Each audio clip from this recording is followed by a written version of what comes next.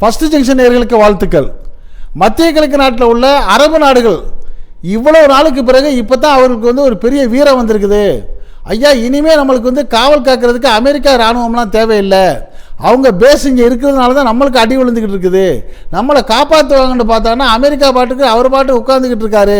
நம்ம இடத்துல இருந்துக்கிட்டு அமெரிக்கா வீரர்கள் வந்து ஈரானை தாக்குறாங்க, ஈரான் வந்து நம்மளை போட்டு தாக்குது, நம்மளால் ஜமாளிக்க முடியலை, இடத்தையும் கொடுத்து சம்பளத்தையும் கொடுத்து ஆளை நிறுத்தி வச்சா நம்மளுக்கு எந்த புண்ணியமும் இல்லை, இனிமேல் இந்த அமெரிக்கா இராணுவம் இங்கே தேவையில்லைங்கிற முடிவுக்கு இப்போ தான் மத்திய கிழக்கு நாட்டில் உள்ள அரபு நாடுகள் முடிவுக்கு வந்திருக்காங்க. இப்படி இவங்க முடிவுக்கு வந்ததுக்கு மிக பிரதானமான காரணம் வந்து ஈரானுடைய வீரமான போர் நடவடிக்கை.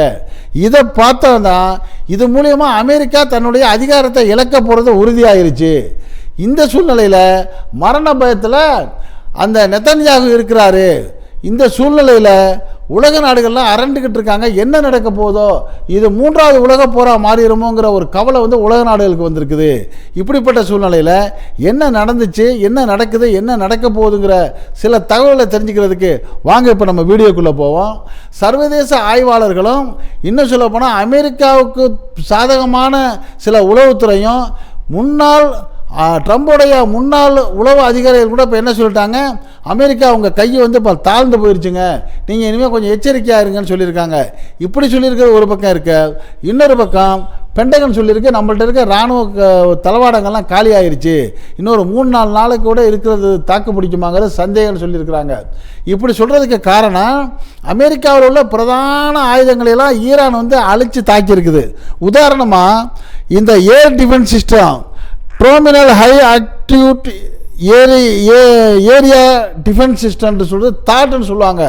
இது வந்து 7 இருந்திருக்கு அமெரிக்காவில்.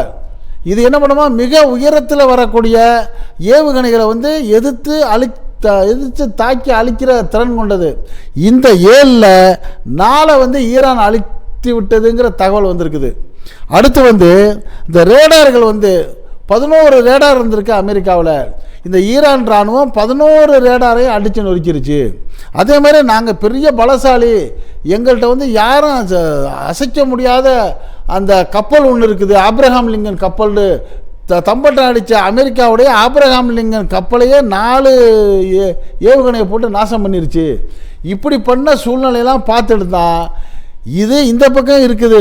இதெல்லாம் போக இன்னும் எவ்வளோ நாள் வேணாலும் நான் அடிப்பேன், நீ என்ன சமாதானத்துக்கு வா, மன்னிப்பு கேளுன்னு சொல்கிற. நான் இதுக்கு மன்னிப்பு கேட்கணும்?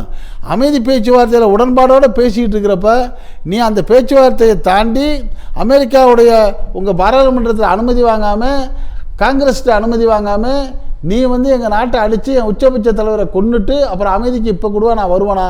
போகிற நீ ஆரம்பித்ததை நீ முடிக்கிறது நாங்களாக தான் இருக்கோம், வரமாட்டோம், பழி தீர்த்துட்டு தான் பேச்சுவார்த்தைக்கு வருவோங்கிறதுல உறுதியாக ஈரான் நிற்குது.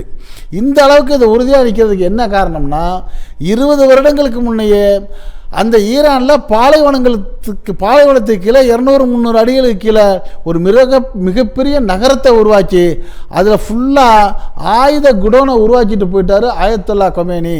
அது மட்டும் இல்லாமல் அடுத்தடுத்து எதிர்த்து தாக்குறதுக்கு எதிர்கால தலைவர்களையே அவர் அறிவிச்சிட்டு போயிட்டு வர்றாரு. இன்னும் 1 வருடம் போர் நடந்தாலும் நாங்கள் நின்று அடிப்போம்னு சொல்லி இந்த ஈரான் வந்து இப்போ துணிஞ்சு தாக்குறது தான் இப்போ அமெரிக்காவுக்கு பெரிய கவலையாக இருக்குது. இன்னொரு பக்கம் இந்த இஸ்ரேலுடைய பேச்சை கேட்டுக்கிட்டு தான் அமெரிக்கா இவ்வளோ பெரிய வேலை பார்த்துச்சு. இப்போ இஸ்ரேல் வந்து இது அடித்ததை விட வாங்குகிற அடி அதிகமாக இருக்குது. கிட்டத்தட்ட இப்போ இஸ்ரேலை பார்த்தா கடந்த முறை பாலஸ்தீனம் எந்த அளவுக்கு நாசமாக போச்சு அதை விட மோசமாக இருக்குது. அதே போல் டெல்லவீவ் நகரமும் காலி ஆயிடுச்சு. இதை யாரும் படம் எடுக்கக்கூடாது, வீடியோ எடுக்கக்கூடாது, வெளியே சொல்லக்கூடாதுன்னு கட்டுப்படுத்தி வச்சுருக்குது இந்த இஸ்ரேல்.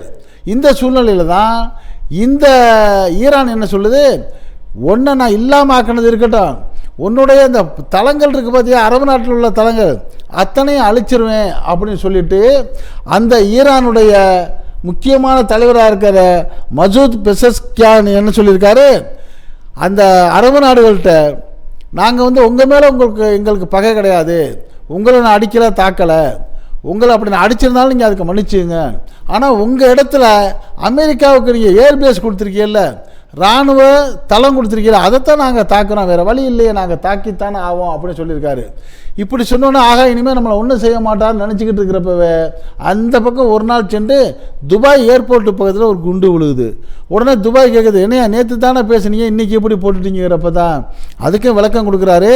நாங்கள் என்ன சொல்கிறோம், அமெரிக்காவுடைய இராணுவ தளத்தை தான் நாங்கள் தாக்குவோம், அமெரிக்கா எங்களுக்கு போருக்கு எதிராக எங்கெங்கெல்லாம் செயல்படுன்னு நினைக்கிறோமோ அந்த இடங்களை தாக்குவோம்.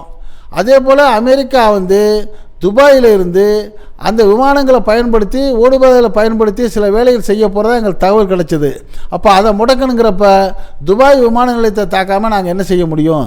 அதனால் எங்கள் எதிர்ப்பு மக்களுக்கானதோ அரபு நாடுகளுக்கானதோ இல்லை, அது முழுக்க முழுக்க அமெரிக்காவுக்கும் இஸ்ரேலுக்கானதுன்னு தெளிவாக சொல்லிட்டாங்க. இப்படி சொன்ன பிறகு தான் இந்த மத்திய கிழக்கில் உள்ள அரபு நாடுகள் இப்போ யோசிக்க ஆரம்பிச்சிருக்கிறாங்க. Bahrain, Abu Dhabi, Dubai, Kuwait, Riyadh, Qatar, Iraq போன்ற நாடெலாம் யோசனை பண்ணுறாங்க. ஆக இவ்வளோ நாள் நம்மளுக்கு இந்த யோசனை வராமல் போச்சு, நம்மளுக்கு பாதுகாப்பு தருங்கிறதுக்காகத்தான் அமெரிக்காவை இங்கே கொண்டாந்து போலீஸ் காவக்கார மாதிரி நிறுத்துகிறோம். அப்படி காவக்கார மாதிரி நிறுத்தி அவங்களுக்கு இடத்த கொடுத்து இராணுவ தளத்தை கொடுத்து அந்த அவங்களுடைய வீரர்களுக்கு நம்ம சம்பளம் கொடுத்து நம்மளே சாப்பாடு கொடுத்து இவ்வளவும் ஏன் செய்து வச்சோம்? நம்ம நாட்டுக்கு எந்த விதமான தாக்குதல் வரக்கூடாதுன்னு. இப்போ பாருங்கள், இஸ்ரேல் இராணுவத்தை தாக்குனதுக்கு, அவன் ஈரானை தாக்குனதுக்கு ஈரான் இப்போ நம்ம இடத்த தாக்க ஆரம்பிக்கிறான். இப்போவாச்சும் அமெரிக்கா நம்மளை காப்பாற்றுதானா? காப்பாற்றலை. இப்போ எதுக்கு நம்ம இவ்வளோ நாள் சம்பளம் கொடுத்து இங்கே நிற்க வச்சோம்? இது நம்மளுக்கு வேஸ்ட்டு. ஒரு காலத்தில் நம்ம பக்கமே எதிராக திரும்புறது கூட வாய்ப்பு இருக்குது. அதனால் இனிமே இந்த அமெரிக்காவுடைய இராணுவ தளங்களை அரபு நாட்டில் அனுமதிக்கக்கூடாது, அவங்கள இதை விட்டு கிளம்ப சொல்லுங்கிற முடிவுக்கு இந்த அரபு நாடுகள் இப்போ தான் வந்திருக்குது. பல வருடங்களுக்கு பிறகு அவர்களுக்கு ரோஷம் வந்திருக்கு, வீரம் வந்திருக்கு. தங்கள் நாட்டை நம்மளே காப்பாற்றிக்கணுங்கிற ஒரு முடிவெடுத்து லட்சக்கணக்கான வீரர்களை தயார் பண்ணுற முடிவுக்கு அவங்க வந்துட்டாங்கன்னு சொல்லப்படுது. இவ்வளோ பெரிய முடிவுக்கு அவங்க வர்றதுக்கு முக்கியமான காரணமே யார்? இந்த ஈரான் தான்.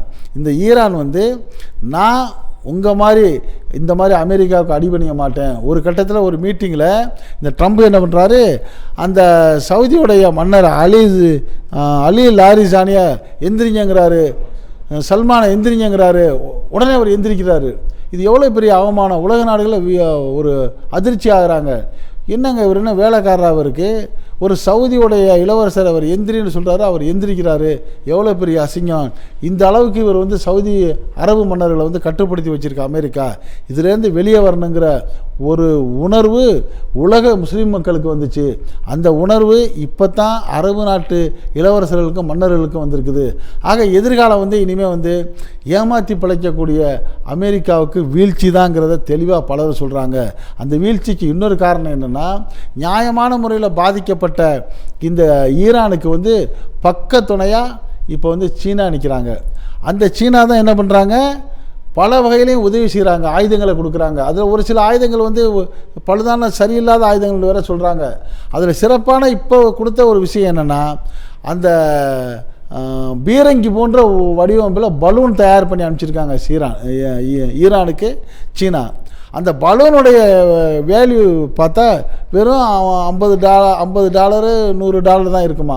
இப்போ என்ன பண்ணுது ஈரான், என்ன பண்ணுது, அந்த பலூனுக்கு காற்றடிச்சு நிறுத்தினா உண்மையாக பீரங்கி நிற்கிற மாதிரியே இருக்கும்.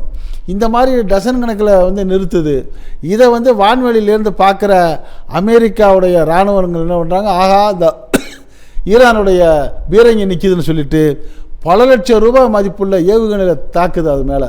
இப்போ என்ன நடக்குது, ஒரு வெறும் $50 உள்ள ஒரு பலூன் அடிக்கிறதுக்கு அமெரிக்கா பல லட்சம் மதிப்புள்ள ஏவுகணையை போட்டு தாக்குறதுனால நஷ்டம் யாருக்கு? அமெரிக்காவுக்கு. இப்படி ஒரு ராஜதந்திரமான ஒரு உதவியை சீனா செய்திருக்கு. இன்னொரு பக்கம் ஈரான் என்ன பண்ணியிருக்கிறாங்க, தரையில் படம் வரைஞ்சிருக்கிறாங்க. விமானங்கள் மாதிரியும் ராக்கெட்டுகள் மாதிரியும் ஏவுகணைகள் மாதிரியும் வளைஞ்சிருக்காங்க. உயரத்துலேருந்து பார்க்குறப்ப அது நேச்சராகவே பொருள் மாதிரியே அவங்களுக்கு தெரியும்.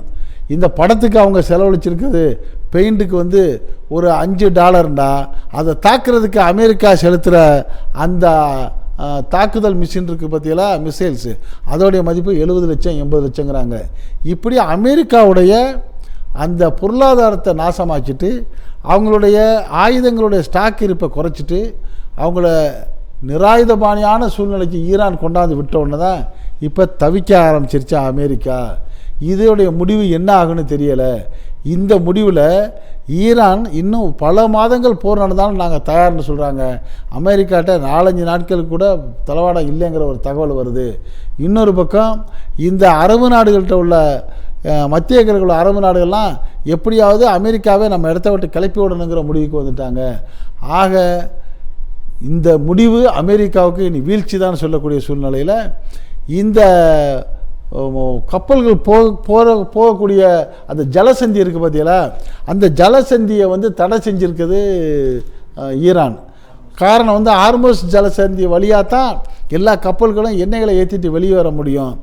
அந்த வழியாக எங்கள் அனுமதி இல்லாமல் யாராவது உள்ளே நுழைஞ்சேன்னா போட்டு நொறுக்கிடுவோன்னு சொல்லி எச்சரிக்கை ஈரான் விட்டவுடனே கம்முன்னு எல்லாருமே நிற்கிறாங்க. இந்த பக்கம் 100கணக்கான கப்பல், அந்த பக்கம் 100கணக்கான கப்பல் நிற்கிது. இதனால் உலகத்தில் எண்ணெய் விலை அதிகமாயிரும். இன்னொரு பக்கம் அமெரிக்கா ஆதரவு நாடுகளுக்கு அந்த ஆயில் தட்டுப்பாடு வரக்கூடிய கடுமையான ஒரு சூழ்நிலையும் வருதுன்னு சொல்கிறாங்க. இப்படிப்பட்ட சூழ்நிலையில் சில அரபு நாடுகளுக்கு இயற்கையாக விளையக்கூடிய உணவு வகைகள், பழங்கள், காய்கறிகள், அது நேச்சுரல் ஃபுட்டு இன்னும் ஒரு 6-7 நாட்கள் கூட ஸ்டாக் இருக்காது. காரணம் அதெல்லாம் வெளிநாட்டில் தான் அங்கே இறக்குமதி ஆகும். அதுக்கு அந்த ஹார்மோஸ் தடையாயிருச்சு. இப்போ ஹார்மோஸ் தடை பண்ண அந்த ஈரான் 2 நாடுகளுக்கு மட்டும் அனுமதி கொடுத்துருக்கு. ஒரு நாடு சீனா நாட்டு கப்பல் வரலாம், ரஷ்யா நாட்டு கப்பல் வரலாம், வேறு யாரும் வரக்கூடாதுங்கிறப்ப சீனா ஒரு கப்பலை விடுறப்பவே அவர் என்ன சொல்லிட்டு வர்றாரு தெரியுங்களா, இப்போ என் கப்பல் போகுது எண்ணெயை பிடிக்கிறது, எண்ணெயை கொடுக்கறதுக்கு, எண்ணெயை கொடுத்து அதாவது அவர் அந்த ஈரானுக்கு போகிறோம், எங்களை எவனாச்சும் அடிச்சிங்கன்னா எங்கள் நாட்டு மேலே அடித்ததை அடுத்து நானும் திரும்பிடுவேன்னு ஒரு குண்டை போட்டு வர்றாரு. வாயை பொத்திக்கிட்டு அமெரிக்கா வேறு வழி இல்லாமல் அமைதியாக இருக்குது. ஆக இது உலக போராக மாறுறதுக்கு வாய்ப்பு இல்லைங்கன்றாலும் இன்னொரு பக்கம் எப்பா என்னையும் சும்மா விட்டுக்கிட்டு இருக்கிறீங்க அப்படின்னு சொல்லி இந்த கிங் ஜாங் உன் வடகொரிய அதிபர் இருக்கார்ல, அவர் சொல்லிட்டாரு, இப்போ எனக்கும் வாய்ப்பு கொடுங்கய்யா, நான் ஒரு குண்டு போட்டேன்னா போட்டோம் இங்கேருந்து அமெரிக்காவை காலி பண்ணிடுவேன்னு சொல்லி அவரும் தன்னுடைய ஆயுதங்களை ஈரானுக்கு கொடுக்கறதுக்கு தயாராகிட்டார். பெரும்பாலும் இப்போ உலக நாடுகள் முழுக்கவே ஈரான் பக்கத்தில் உள்ள நியாயத்தை உணர்ந்து ஈரானுக்கு மனதளவு சிலர் சப்போர்ட்டாக இருக்காங்க, வாய் திறந்து சிலர் சப்போர்ட்டாக இருக்காங்க, போருக்கு உதவ தயார்னு சிலர் சப்போர்ட்டாக இருக்காங்க. பல நாடுகளும் இந்த இஸ்ரேலையும் அமெரிக்காவும் ஏன்டா இப்படி யோசனை இல்லாமல் பண்ணுறாலும் தாக்கி பேச ஆரம்பிச்சிட்டாங்க. இன்னொரு ஆதாரம் இல்லாத செய்தி, சில நாட்களாக இந்த இஸ்ரேலுடைய பிரசிடென்ட் நெத்தன்யாகு திரையில் பார்க்கவே முடியலை. அவர் உண்மையில் இருக்கிறாரா இல்லை அன்றைக்கி போட்டதில் ஆள் காலி ஆகிட்டாரா? அறிவிப்புகள்லாம் இஸ்ரேல்லேருந்து வர்றது துணை பிரசிடெண்ட்டு மற்ற அதிகாரிகள் மூலமாக வருது, ஏன் இவர் சீனுக்கு வரமாட்டேங்கிறாரு அப்படிங்கிற ஒரு கேள்வியும் இப்போ வலைதளங்களில் எழ ஆரம்பிச்சிருக்கு. இப்படிப்பட்ட கொடுமையான சூழ்நிலையில் அமெரிக்கா வேறு வழி இல்லாமல் மண்டியிட்டு அமெரிக்காவே சரணடைந்தாலும் ஆச்சரியப்படுறதுக்கு இல்லைங்கிற மாதிரி ஒரு தகவல்கள், கருத்துக்கள் வருது. இது பற்றிய உங்களுடைய கருத்துக்களை நீங்கள் இந்த ஃபர்ஸ்ட் ஜங்ஷன் கமெண்ட் பாக்ஸில் கமெண்ட்ஸ் பண்ணுங்கள். இந்த செய்தி பிடிச்சிருந்தா இதுக்கு ஒரு லைக் கொடுங்க. இதே போன்ற செய்திகள் உலகத்தில், நாட்டில் நாலாபக்கம் நடக்கக்கூடியதை எந்த விதமான இடைச்சல்களும் இல்லாமல் உள்ளது உள்ளபடி உங்கள் வீட்டுக்குள்ளே 4 சுவர்களுக்குள்ளே கொண்டு வந்து சேர்க்கக்கூடிய நம்ம ஃபர்ஸ்ட் ஜங்ஷன் சேனலுக்கு இதுவரை சப்ஸ்கிரைப் பண்ணாதவங்க சப்ஸ்கிரைப் பண்ணுங்கள். மறக்காமல் பக்கத்தில் இருக்க பெல் ஐக்கானை கிளிக் பண்ணுங்கள். அப்போ தான் நம்ம போடக்கூடிய ஒவ்வொரு வீடியோக்களும் உங்களுக்கு நோட்டிஃபிகேஷன் காட்டும். நீங்கள் விரும்பியதை பார்க்கலாம். என்று இணைந்திருப்போம். உங்கள் நண்பன் அஷ்ரஃப் அலி. நன்றி, வாழ்த்துக்கள்.